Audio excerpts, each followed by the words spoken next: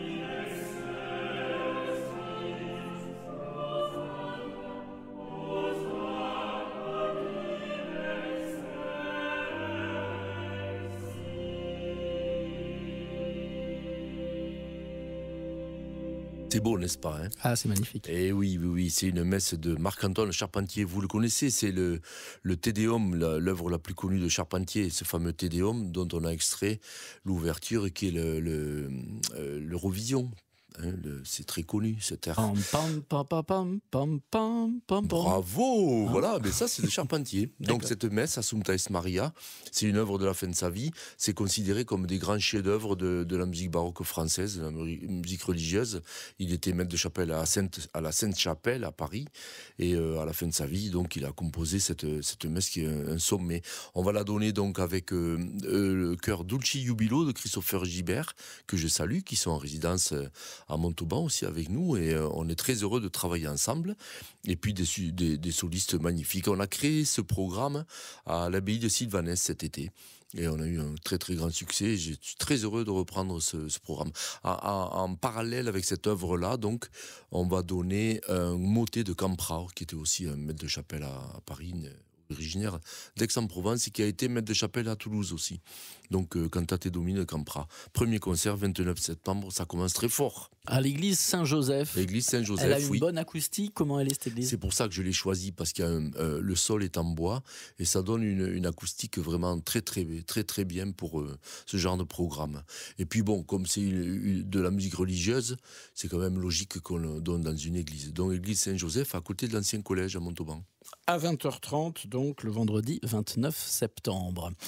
Tiens, ça me fait penser de la place de la voix dans la musique baroque. Est-ce qu'il y en a tout le temps? Est-ce qu'il y en a... La voix, c'est la référence absolue pour les compositeurs en musique baroque, et pour tous les instrumentistes. Le critère, c'était qu'il fallait imiter la voix. C'était vraiment très important. Alors, même quand il n'y a pas de voix, on essaie de l'imiter.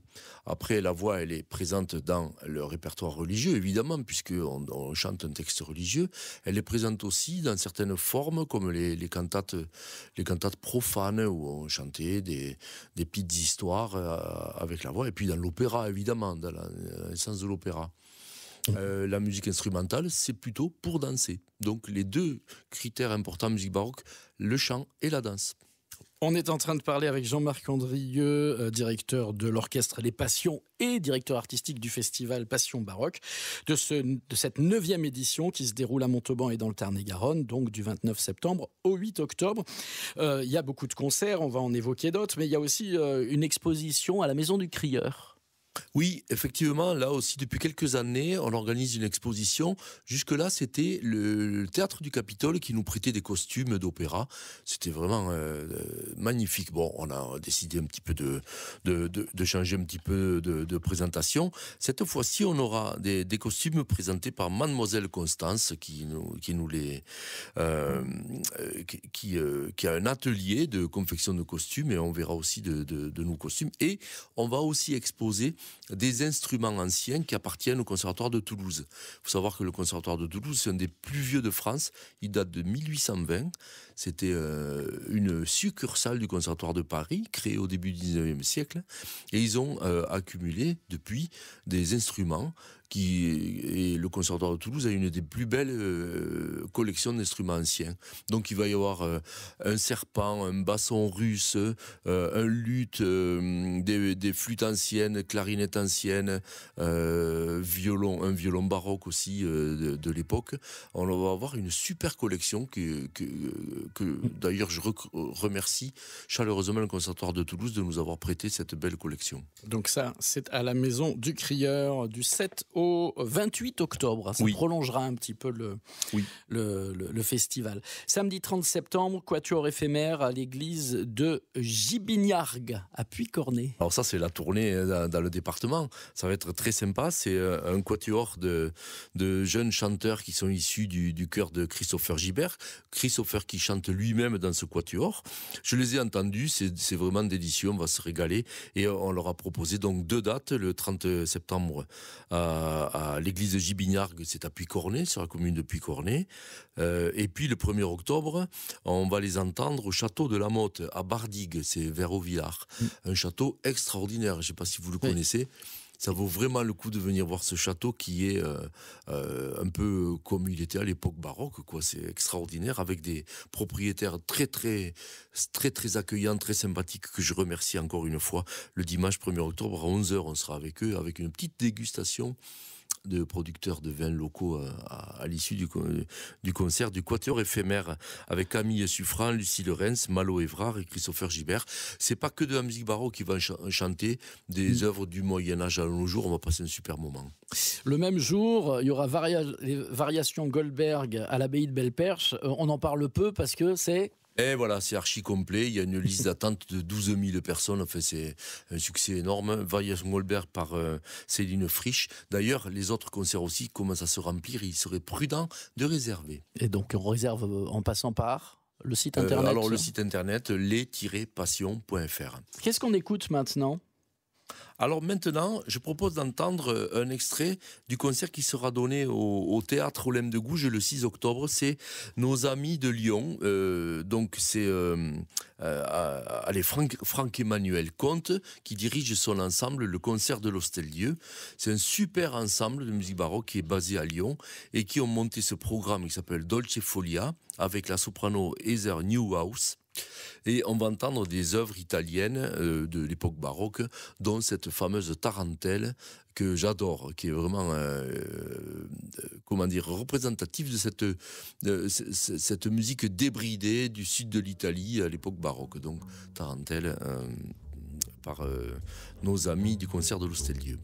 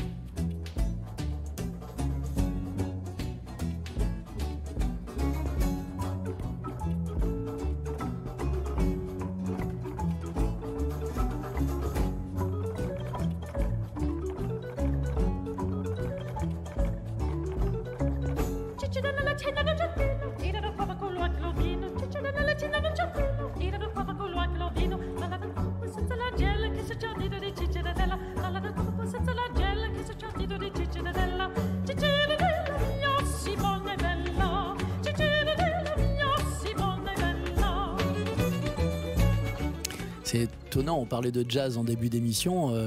Oui, Toute on y est là, l'interprétation du début, c'est... Alors, est-ce que c'est parce que c'est une interprétation actuelle ou est-ce que c'est vraiment comme ça ? Non, à l'époque, on ne sait pas trop, mais là, ils ont un petit peu actualisé. D'ailleurs, ce concert-là, ce sera un petit aller-retour entre, justement, cette musique baroque, avec ces sources-là écrites, et puis la pratique de l'improvisation, comme ils ont fait au début de ce morceau-là. Voilà, ouais.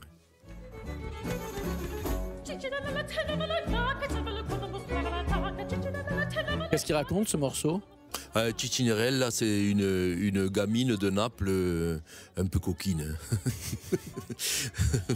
Je vais pas lire la traduction, mais elle fait un peu les sans-coups, quoi. Je sais pas si à un moment elle montre pas ses fesses même.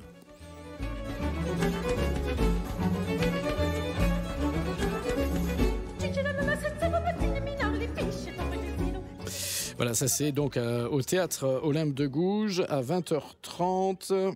Ce sera le vendredi 6 octobre. Il y a un avant-scène. Oui, l'avant-scène, on a mis ça au point il y a quelques temps déjà. Ça plaît beaucoup parce que le public est invité à discuter avec le chef, quoi, avec Franck-Emmanuel Comte. J'y serai, on va discuter un petit peu.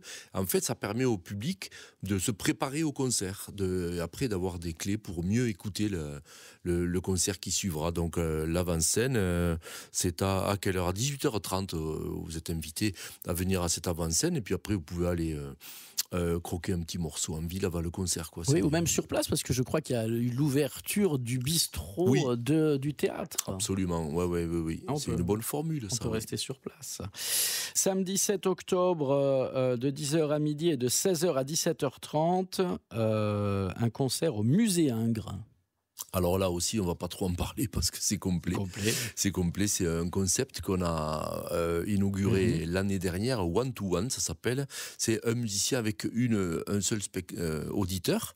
Il rentre, des phases de parler, il se regarde 1 minute et puis le musicien, il va lui jouer un morceau à la tête du client, comme on dit. Mais là, tout le monde s'est déjà inscrit, ça a été pris d'assaut. Ça m'incite encore à vous conseiller de réserver pour les concerts qui restent. Et du coup, alors on parle du dernier concert, celui du dimanche. Non, alors on reste sur le samedi 7 octobre. Le 7 octobre encore, au théâtre Olympe de Gouges encore, oui. Avec ceci.